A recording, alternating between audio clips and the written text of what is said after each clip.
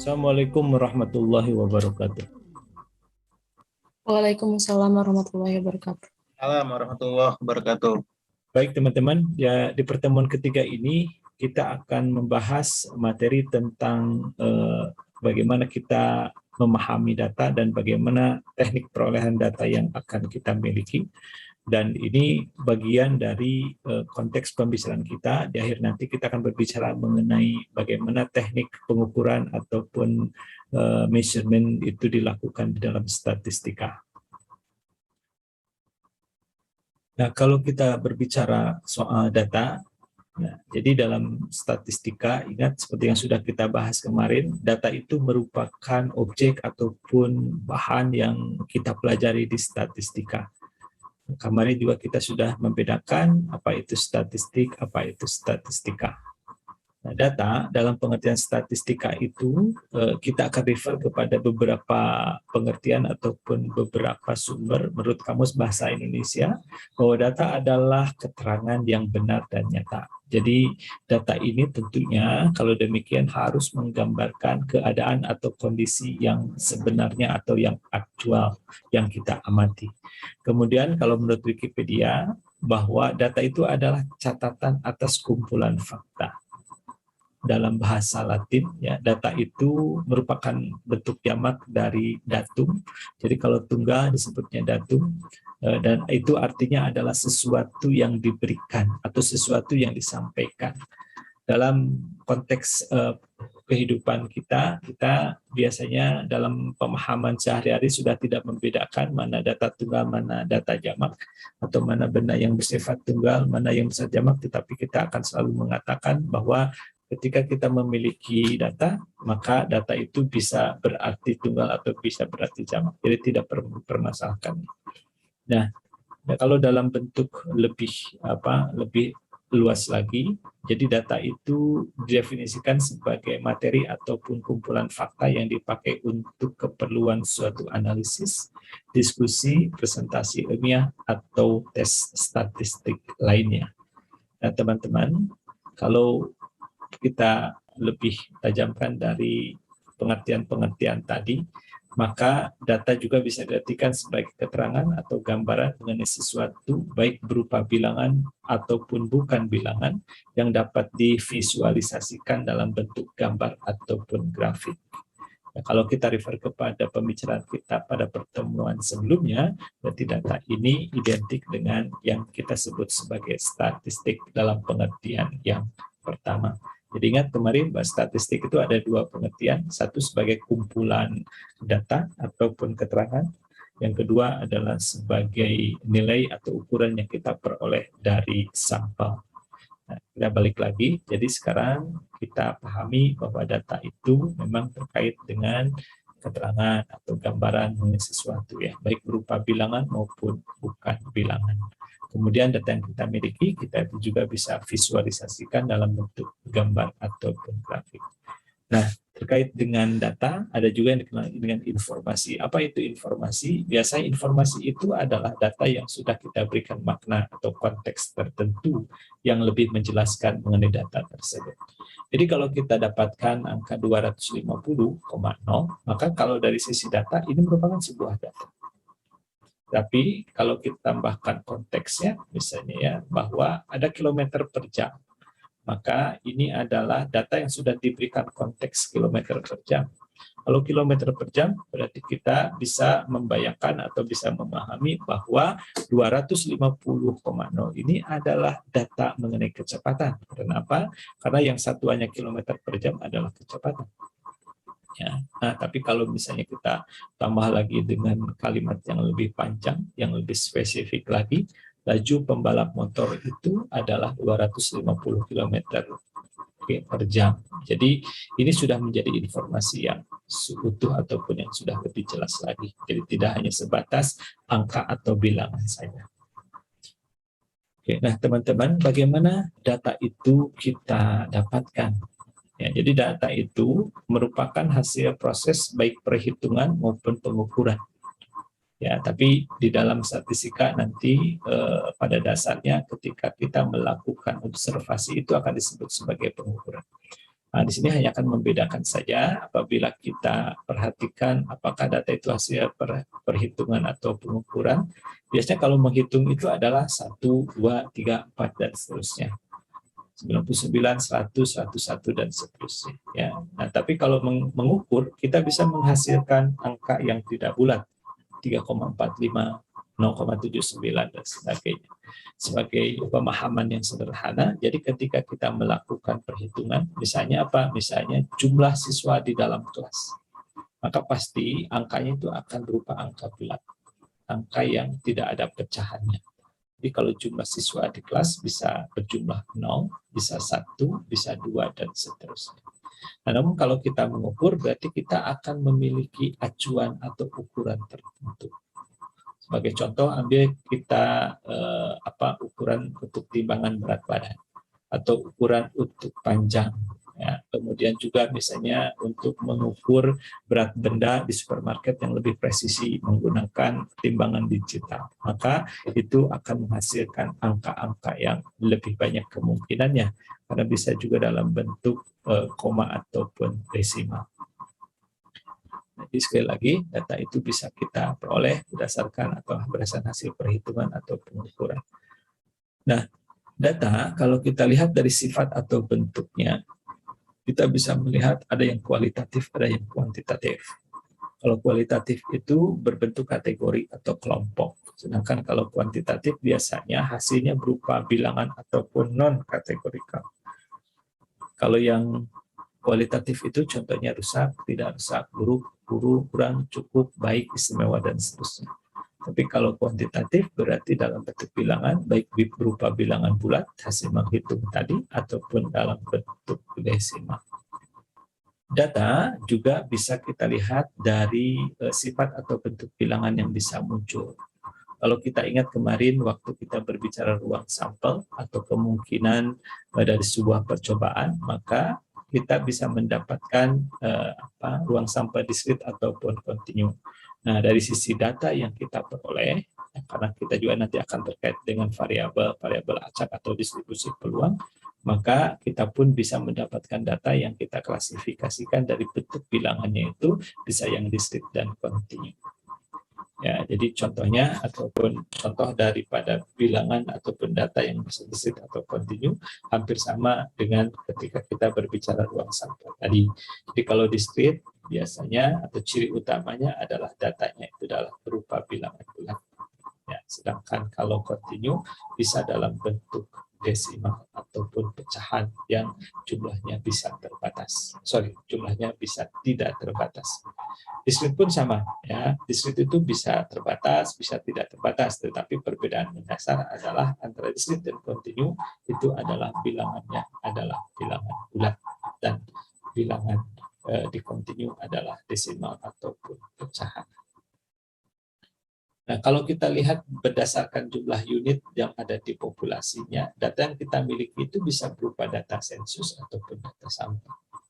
Kalau kita berhasil mengumpulkan seluruh atau data dari seluruh unit yang ada di populasi, berarti kita mendapatkan atau memperoleh data sensus. Jika data yang kita peroleh hanya sebagian dari unit populasi, maka data yang kita peroleh tersebut adalah berupa data sampel. Nah, bisa kalau data sensus itu kalau kita punya jumlah mahasiswanya 45.275. Maka ketika kita melakukan penelitian dan kita berhasil mengobservasi seluruh 45.275 siswa tadi atau mahasiswa tadi, maka kita berhasil mendapatkan yang disebut sebagai data sensus, artinya seluruh unit yang ada di populasi. Nah, sedangkan kalau misalnya tadi jumlah mahasiswanya adalah 45.275, sedangkan kita hanya berhasil mengumpulkan datanya 45.270. Bedanya hanya 5. Tetap ini tidak bisa kita sebut sebagai data sensus. Karena apa? Karena kita tidak berhasil mengumpulkan seluruh unit yang ada di populasi atau tidak berhasil menghitung atau mengukur seluruh unit yang ada di populasi. Maka ini kita sebut sebagai data sampel. Jadi sekali lagi penekanannya adalah ketika kita tidak berhasil mengumpulkan seluruh anggota atau unit yang ada di populasi, meskipun hanya satu unit saja, tetap itu dikategorikan sebagai data sampel, bukan sebagai data sensus. Nah, jika berdasarkan sumber penggaliannya, kita akan memiliki data yang internal, data eksternal. Ya, data internal itu bersumber atau dikumpulkan untuk organisasi itu sendiri atau di internal organisasi itu sendiri. Kalau yang sifatnya eksternal, berarti kita akan kumpulkan dari kondisi ataupun dari organisasi ataupun dari institusi yang ada di luar atau secara eksternal. Misalnya Universitas X mengelola data tentang seluruh nama yang terdaftar sebagai resmi sebagai mahasiswanya, maka itu data eksternal yang dia miliki. Tapi kalau dia dari eksternal, ada dua kemungkinan, ada data primer, ada data sekunder. Ya, kalau primer itu dikumpulkan langsung dari lapangan. Kemudian kalau sekunder biasanya dikumpulkan ataupun kita akan memperoleh data dari lembaga ataupun dari institusi lain yang sudah terdahulu atau lebih dahulu mengumpulkannya. Nah, untuk data primer, pada intinya yang harus kita pegang adalah data tersebut adalah yang dikumpulkan langsung oleh peneliti. Jadi sebenarnya boleh jadi primer juga kalau hanya di dalam meskipun di lapangan tetapi di dalam lingkungan sendiri gitu ya. Tapi kalau dia dikumpulkan secara langsung di lapangan itu akan lebih disebut sebagai data primer. Kemudian kalau penelitian-penelitian itu tidak selamanya mesti menggunakan data primer. Karena apa? Karena kita boleh mempergunakan data-data yang telah dikumpulkan atau merupakan hasil penelitian sebelumnya. Hanya sekali lagi yang perlu kita catat atau perlu kita perhatikan adalah apakah data yang sudah terkumpul, misalnya ada di BPS ataupun di Bank Indonesia atau di Bursa Efek Indonesia itu relevan atau memang sesuai yang kita butuhkan atau tidak. Nah, tapi umumnya sih kalau melakukan penelitian karena punya interest masing-masing atau sendiri-sendiri, umumnya atau sebagian besar data itu dikumpulkan sendiri melalui kuesioner. Kecuali kalau misalnya data pendukung, kita bisa kumpulkan dari lembaga-lembaga ataupun dari institusi yang sudah mengumpulkannya terlebih dahulu. Baik.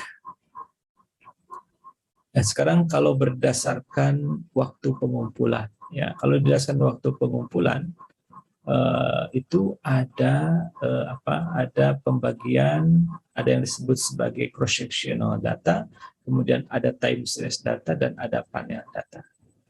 Nah, cross-sectional data adalah data yang dikumpulkan dari beberapa unit observasi dalam satu titik atau periode waktu tertentu. Jadi kita memiliki beberapa unit observasi dan kita kumpulkan dalam waktu yang hampir bersamaan. Sedangkan kalau time series data itu kita kumpulkan dari satu unit observasi. Time series itu kata kuncinya adalah data tersebut dikumpulkan dari waktu ke waktu.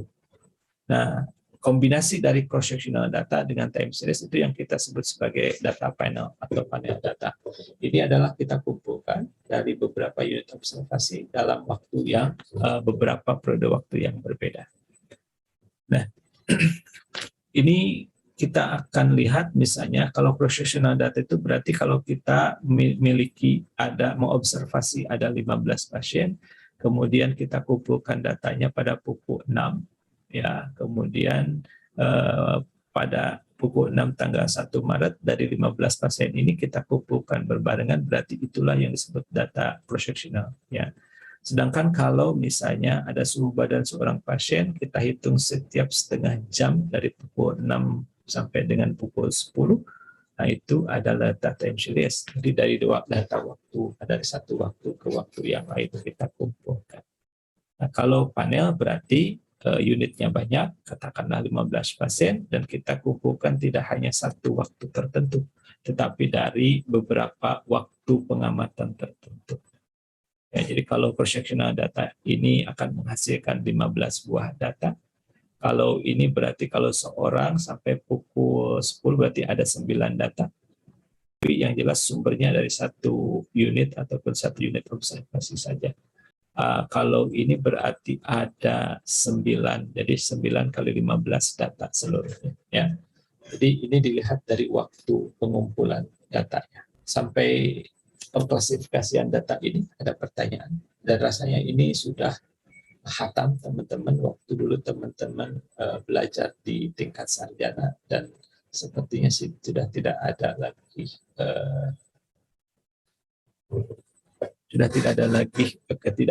yang sudah dipahami oleh teman-teman, dan tidak ada lagi saya pikir kesulitan untuk menafsirkannya.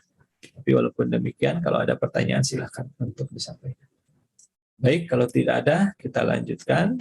Nah, sekarang kita akan berbicara beberapa sifat atau syarat data yang baik menurut statistika.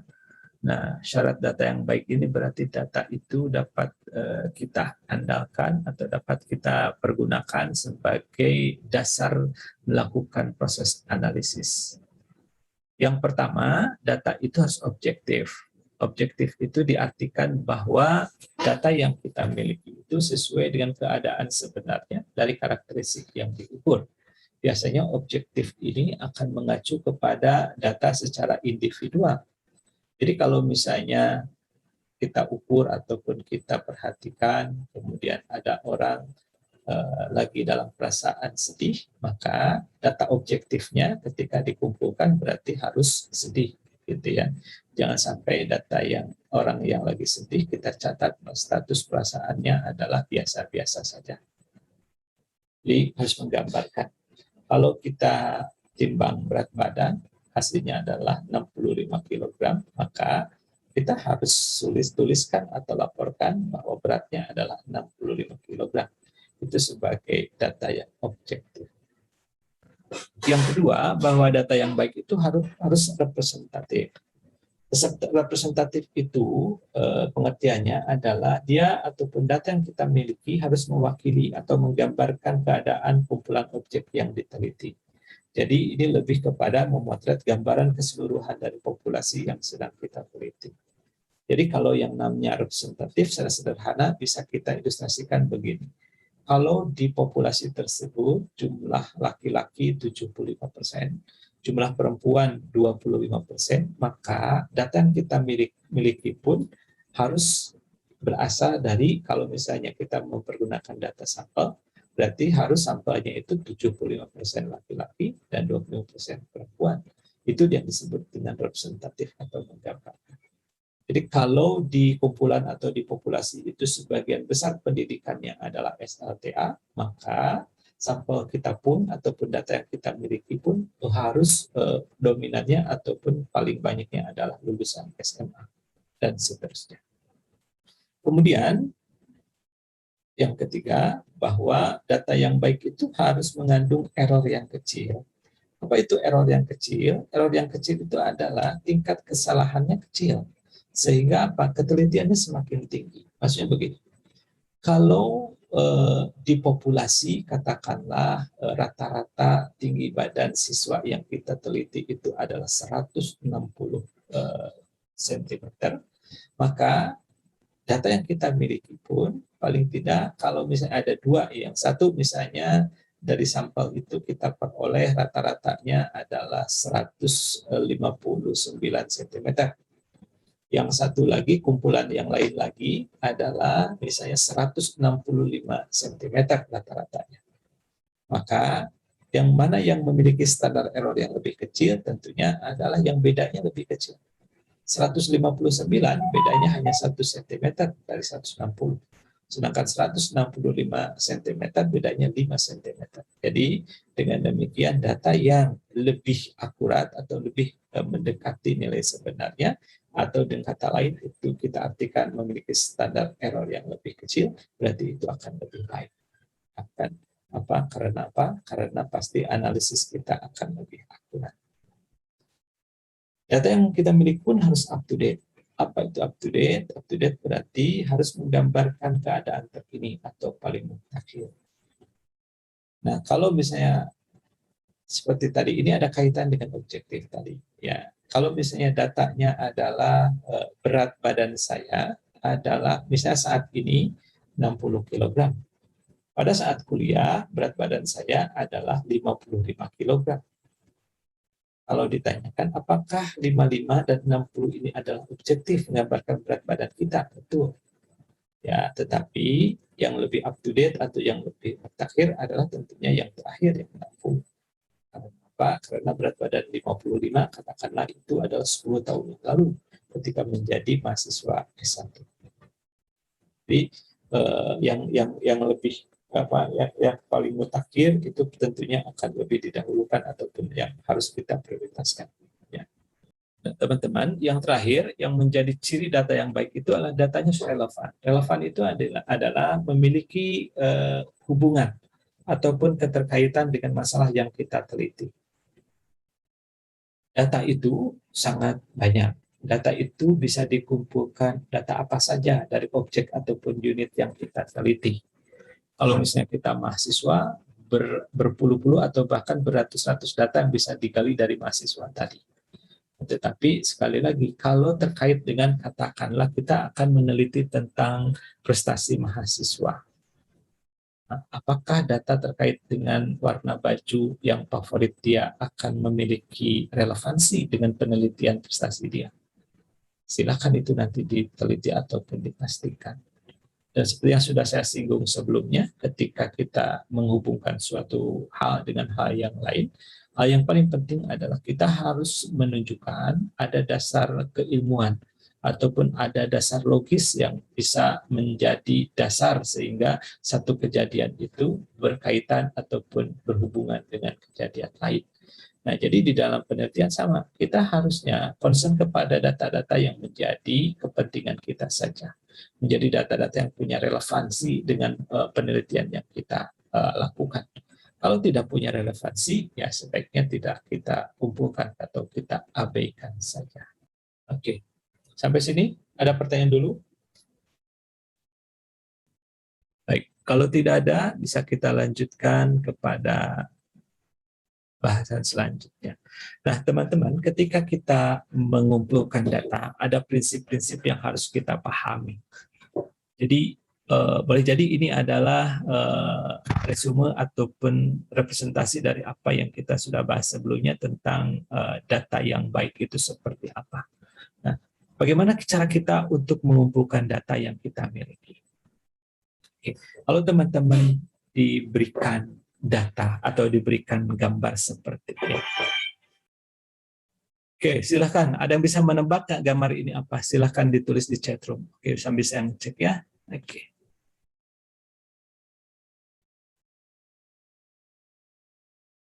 Oke, Mbak Sarah sudah.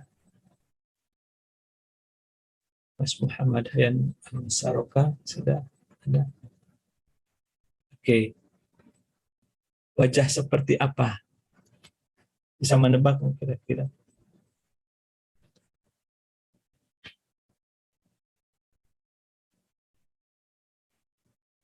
Silahkan saya beri waktu 10 detik atau 15 detik lagi kepada teman-teman untuk bisa menebak itu.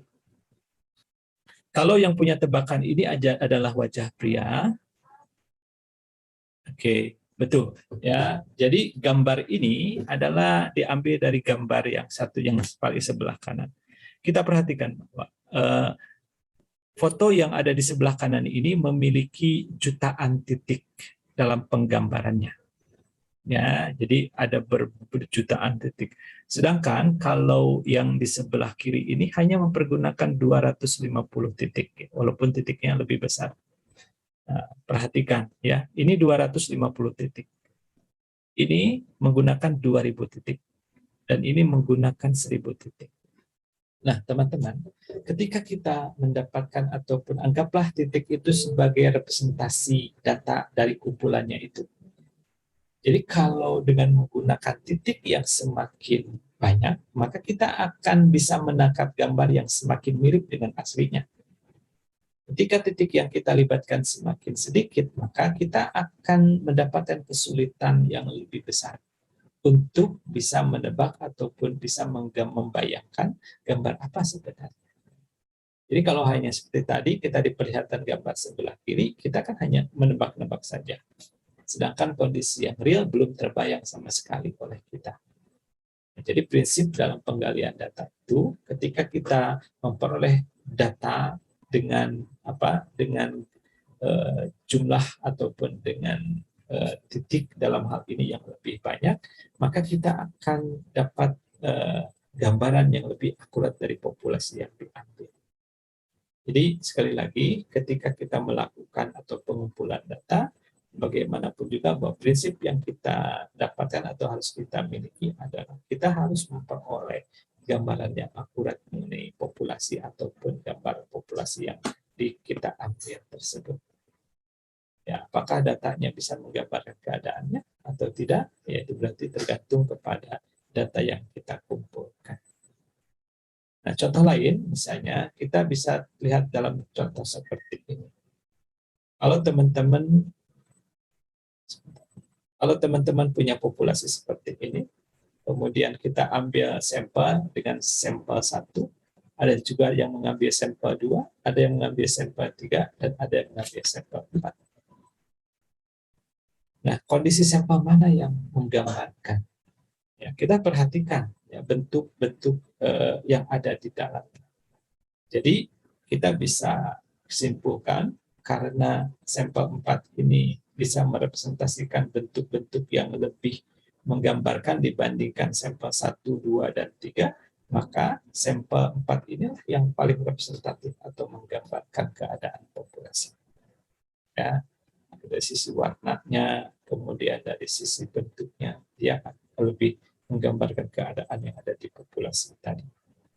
Nah, jadi prinsip-prinsip seperti itu menjadi prinsip dasar yang harus kita pahami, yang harus kita coba dalami, bahwa data yang kita kumpulkan itu sekali lagi menjadi konsep ataupun menjadi dasar penting kita untuk melakukan analisis secara statistis. Contoh, ini adalah kumpulan angka. Ya, ada 5, 10, 15, dan sebagainya. Kalau kita tidak bisa menjangkau seluruh angka ini, dan kita hanya katakanlah bisa menjangkau sebagian, idealnya kita bisa mengumpulkan ini semua. Tapi kalau kita terbatas, bagaimana kalau kita kumpulkannya seperti ini? Apakah ini menggambarkan atau tidak? Ternyata tidak. Karena apa? Yang diperoleh sama kita itu angka-angka yang relatif kecil, yaitu ada 5 sampai 45. Sedangkan data yang kita miliki sampai 100. Ini pun sama. Ya, ini terlalu besar, ataupun wakil-wakilnya cenderung angka-angka yang besar saja. Nah, mungkin ini yang lebih mewakili. Jadi angka yang dari yang paling kecil sampai paling besar kita ada di dalam dalam sampel atau dari contoh yang kita ambil. Jadi dibandingkan dengan dua cara tadi sebelumnya, yang relatif yang satu cenderung lebih kecil, atau yang kedua relatif angka-angka besar yang terkumpulkan, maka antara seperti ini yang dapat ataupun yang bisa kita lakukan dengan lebih baik. Nah, ketika kita mengumpulkan data, juga ada prinsip-prinsip yang harus kita perhatikan. Ada pertimbangan yang secara non-statistis, berupa ukuran populasi. Seberapa besar ukuran populasinya, semakin besar juga kan effortnya semakin besar yang harus kita keluarkan, maka kita pasti akan mempertimbangkan cara ataupun teknis untuk mengumpulkan data yang lebih cocok. Kemudian juga dari sisi biaya, ya, kemudian sisi waktu, kemudian sisi atau percobaan yang sifatnya merusak, ini pun harus jadi pertimbangan. Kemudian masalah ketelitian. Kalau kita bekerja sendiri mengumpulkan data, kalau data yang kita kumpulkan semakin lama semakin banyak, maka tingkat ketelitian pun akan berpengaruh ataupun akan dipengaruhi dengan proses pengumpulan tadi. Pertimbangan yang kedua yaitu pertimbangan statistis ada dua, ada tingkat kesalahan dan kedua adalah reliabilitas biasanya. Kalau tingkat kesalahan itu direpresentasikan dengan nilai-nilai katakanlah alfa, ya, ada alfa, ada beta. Kemudian kalau reliabilitas berarti kita akan melakukan uji ataupun akan melihat bagaimana kehandalan dari data ataupun data yang kita miliki tersebut. Ya, ini juga ada rumus atau ada perhitungannya tersendiri. Nah, jadi catatan yang paling penting adalah bagaimanapun juga teman-teman, deskripsi dari seluruh unit atau elemen yang ada di populasi itu adalah merupakan cara penggambaran yang terbaik. Karena kita Karena kita dapat bisa menceritakan keadaan sebenarnya dari populasi. Jadi kalau kita melakukan atau mendapatkannya data sampel, berarti kita hanya memiliki data dari sebagian unit populasi. Makanya kita lakukan inferensi ataupun pengujian hipotesis atau penaksiran. Nah, bagaimana juga kalau kita lakukan dengan penaksiran atau pengujian hipotesis, berarti itu belum menggambarkan keadaan seluruhnya. Karena apa? Karena yang kita miliki bukan parameter, tapi masih dalam bentuk statistik yang kita akan pergunakan untuk menaksir parameter itu sendiri. Nah, jika yang data kita kumpulkan, misalnya jumlah unitnya dalam populasi terhingga atau relatif kecil, kemudian tersedia sumber daya yang cukup, kemudian tidak mengharapkan hasil secara cepat, kemudian tidak menimbulkan kerusakan pada unit atau elemen yang diukur. Contohlah, kalau kita ada di bagian quality control produk suatu pabrik, misalnya ban mobil. Nah, percobaan atau pengetesan yang kita lakukan kan menyebabkan ban itu rusak ataupun tidak bisa lagi utuh. Maka ban tersebut tidak bisa dijual.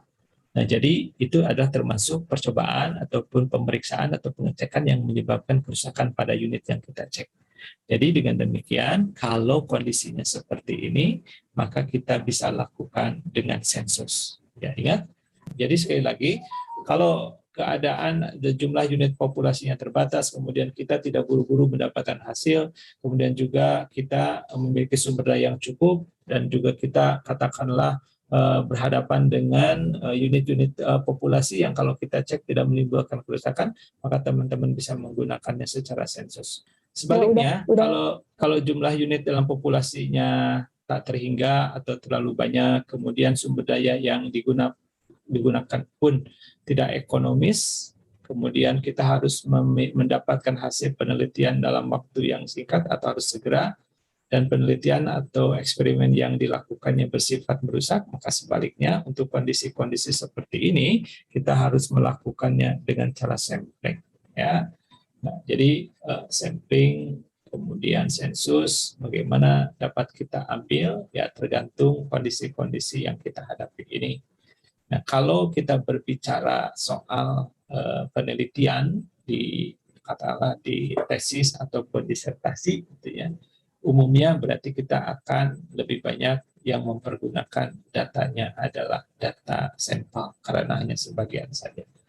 Nah, bagaimana kalau misalnya kita akan meneliti tentang perusahaan atau kinerja perusahaan tercatat. Datanya kita peroleh atau datanya kita bisa dapatkan di Bursa Efek Indonesia. Karena sebagai perusahaan tercatat, laporan-laporan lengkap di sana.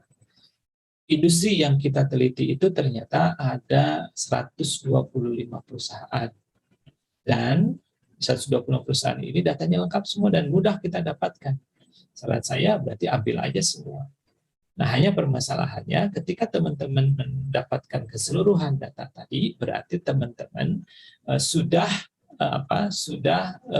nanti kalau kita hitung misalnya ukuran-ukuran tertentunya, maka nilai yang kita peroleh itu sudah merupakan parameter. Karena apa? Karena sudah kita ambil dari seluruh unit ataupun anggota populasi di industri tersebut yang tercatat. Nah, jadi sekali lagi, jadi ketika kita sudah berhasil mendapatkan seluruh data dari perusahaan dalam industri yang kita teliti, seperti tadi saya sampaikan 125 perusahaan, maka kalau datanya sudah ada dan kemudian kita hitung nilai atau ukuran-ukuran tertentu, maka ukuran tersebut kan sudah merupakan parameter. Jadi gambaran sesungguhnya dari seluruh perusahaan yang ada di industri tersebut. Maka dengan demikian teman-teman tidak ada kewajiban untuk melakukan estimasi atau pengujian hipotesis. Karena sekali lagi, seperti yang sudah saya sampaikan dalam pertemuan sebelumnya, pengujian hipotesis atau penaksiran itu ada dalam kondisi di mana kita tidak atau belum mampu mendapatkan informasi tentang parameter. Nah, sebagai penjelasan lainnya, karena umumnya kalau tesis itu kalau tidak ada pengujian hipotesis dianggap tidak menantang dan sebagainya, maka treatment yang bisa kita lakukan adalah menganggap ataupun mempertimbangkan atau memperlakukan data dari 125 perusahaan tadi sebagai data sampel ataupun yang dianggap mewakili dari populasi yang lebih luas gitu. Jadi misalnya kita berbicara industri secara keseluruhan, tapi kita akan melihat contoh atau sampel dari industri manufacture, katakanlah seperti itu. Nah, itu lain cerita. Karena apa? Karena kita akan berhadapannya dengan parameter industri secara keseluruhan. Sedangkan data ataupun angka atau ukuran yang kita peroleh adalah dari industri manufacture. Maka industri dari manufaktur ini kita anggap atau kita pergunakan sebagai alat untuk menaksir ataupun mencari atau mengestimasi dari parameter yang kita cari secara keseluruhan di industri tadi, gitu ya. Nah, ini perbedaan antara sampling dan sensus. Silakan kalau ada yang bertanya dulu, mudah-mudahan tidak ada lagi hambatan tidak terkoneksi.